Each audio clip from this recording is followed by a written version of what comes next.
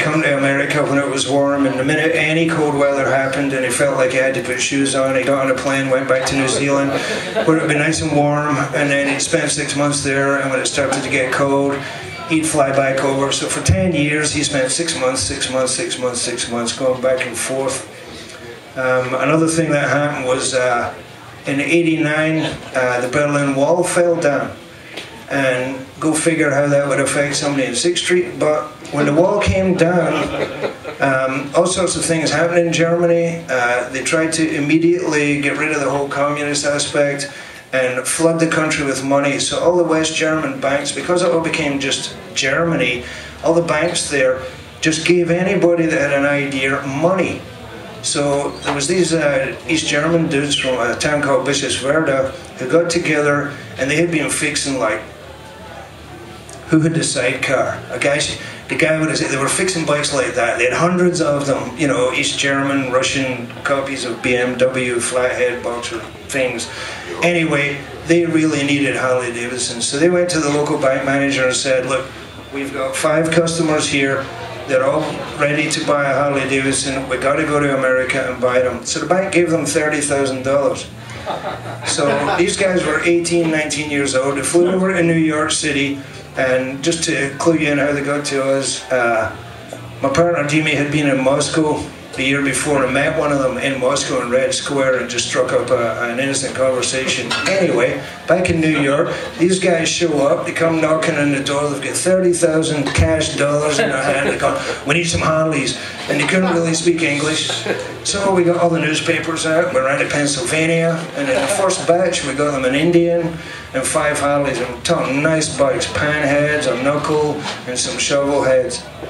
They stuck them on the airplane, took them right back to East Germany, sold them to the customers over there, gave the bank the money back, and the money just flowed. For the next couple of years, we sent 50 Harley Davidsons to East Germany and just created a bike scene over there. It was quite remarkable. They stopped coming, obviously, because we could handle it on this end. They would pay us, they would send us $1,500 for each bike. We got $750 to buy the bike, ride it to the airport, and in those days you could just ride the bike on, they put on a pallet, put it on Lufthansa and flew it straight there for $750. So they could get the bike the day after we had bought it. It was the best deal ever. So we were like getting them a Harley or 2 every week, and we sent 50 of them over there. So that really helped the shop. We grew a lot from that, and apart from making some good friends. And then after having a good time and being pretty tight on the business, in 1994, my partner Dimi died of a heroin overdose in the bathroom. That really sucked. At that time he was living in the little apartment in the back of the shop, and I went to work in the morning, and his wife Sabrina came out, and she's like, the dog's stuck in the bathroom with Dimi and he's not coming out, and can you deal with it? So I went in there. Dimi was well dead. He had just shot up a few bags of dope, and it was a real crime because he'd been sober for about 4 or 5 years, and for whatever reasons went out one night, got drunk, got the dope, and died right there in the bathroom. So that was a real big dent to the situation right there. It changed the whole dynamic of the shop, as you can imagine. Everybody was coming by, apart from the initial shock and the general support from people and the funeral thing and all of that dragging out. You know, he was Russian, so they had like fucking 10 funerals everywhere. Open caskets here, open caskets there, and families coming from places. It was just like a really traumatic experience. Anyway, he was gone and I was running the shop, and so many people came to the shop and said, it's going to fail, you can't do it without him. This is 1994, we're still open. But I mean, it was remarkable how many people just really wanted to put you down and say, you're going to be closed, it's not going to work, it's over for you. Why did they do that? I don't know, it's really interesting. A lot of people, one thing that you'll find if you do something like this, and you're actually doing it, there's a lot of people who want to do it, but won't do it for whatever reasons. You know, they just want to do their thing. So they don't like that you're doing it, and they kind of take it out on you. It's a weird thing. I've experienced it time and time and time again. Anyway, a lot of it happened at that time. When did it start to turn around? Well, the worst of it was when Dimi was dead, we still had about 150 motorcycles to get rid of with this guy, George Pup. And he came to me and pulled me aside one day and said, okay, Dimi's dead, that share's gone, I'm taking it to recoup the money quicker. And I was like, no. His wife is getting 1/3. I mean, he had a 6-month-old baby. So he left a 6-month-old baby and a single wife, you know.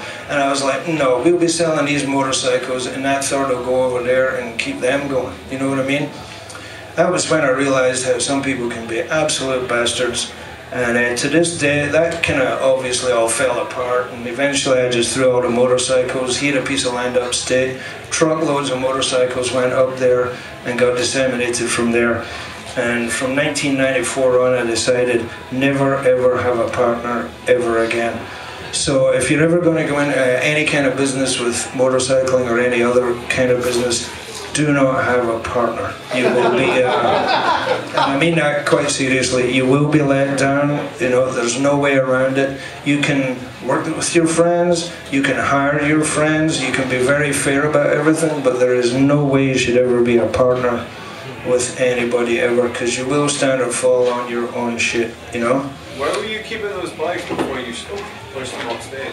Well, I have a very big basement that holds 50, 60 motorcycles, and I had a couple of places out in Brooklyn, and they were in basements in Brooklyn. But you know, we were fixing them and selling them, and it was rotation. I mean, we didn't have the whole lot at once. You know, as you bought them, you'd fix them up, sell them, and stuff like that. The upstairs of the shop, after Dimi died, the whole place, the whole apartment got gutted out in the back, and the whole place became a showroom, so there'd be 2 whole rows of bikes. And that was another thing I learned, was when you've got a whole bunch of bikes for sale, none of them ever work. Ever. You know what I mean? And everybody comes around and kicks all the tires, and they look at all the bikes and they say, oh, how about this one? And it's like, well, I need to this and I need to that. And then if you come back next week, he's like out the door, gone. So the best way to sell motorcycles is to have one that actually works. Don't give the customer any choice. You say, this is what you want, he'll buy it. Okay?